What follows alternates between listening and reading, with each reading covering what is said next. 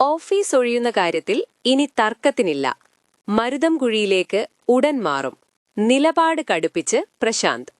നമസ്കാരം, കേരള ഡെയിലി ന്യൂസിലേക്ക് സ്വാഗതം.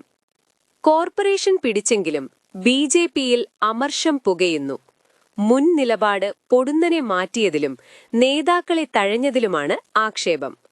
അപ്പുറത്ത് വട്ടവടയിലും പാലക്കാട്ടും CPI-CPM പോര് രൂക്ഷമാകുന്നു. പുൽപ്പള്ളിയിലാകട്ടെ സ്റ്റാൻഡിംഗ് കമ്മിറ്റി തിരഞ്ഞെടുപ്പിൽ UDF BJP സഖ്യം യാഥാർത്ഥ്യമായി.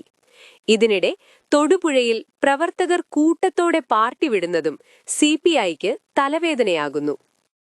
ഏറ്റവും പ്രധാനപ്പെട്ട വാർത്ത, AKG സെന്റർ കയ്യേറിയ ഭൂമിയിലാണ് നിർമ്മിച്ചതെന്നും ഉടൻ ഒഴിപ്പിക്കണമെന്നും ആവശ്യപ്പെട്ട് ഹൈക്കോടതിയിൽ ഹർജി. ശബരിമല സ്വർണ്ണക്കൊള്ളക്കേസിൽ യൂത്ത് കോൺഗ്രസ് മാർച്ചിൽ ലാത്തിചാർജ് നടന്നു. കനത്ത തിരിച്ചടിയായി TDB മുൻ പ്രസിഡന്റ് M. പത്മകുമാറിന്റെ ജാമ്യാപേക്ഷ കൊല്ലം വിജിലൻസ് കോടതി തള്ളി. ജയിലിൽ തുടരും. ഇനി മറ്റു പ്രധാന അപ്ഡേറ്റുകൾ. KSRTCയുടെ ഗുഡ്വിൽ അംബാസഡറായി മോഹൻലാൽ എത്തും. സ്മാർട്ട് സിറ്റി കരാർ ലംഘിച്ചതിന് ടീകോമിന് നോട്ടീസ് നൽകി.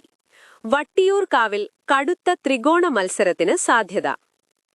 ജീവൻ രക്ഷാ ഉപകരണമായ ഗൈഡ് വയർ ശരീരത്തിൽ കുടുങ്ങിയ സംഭവത്തിൽ 1 കോടി രൂപ നഷ്ടപരിഹാരം ആവശ്യപ്പെട്ട് സുമയ്യ രംഗത്തെത്തി.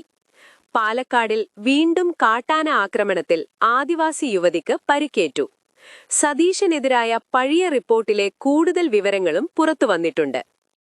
ഈ ന്യൂസുകളിൽ നിങ്ങൾക്കെന്തു തോന്നി? കമന്റ് ചെയ്യൂ. ശുഭദിനം.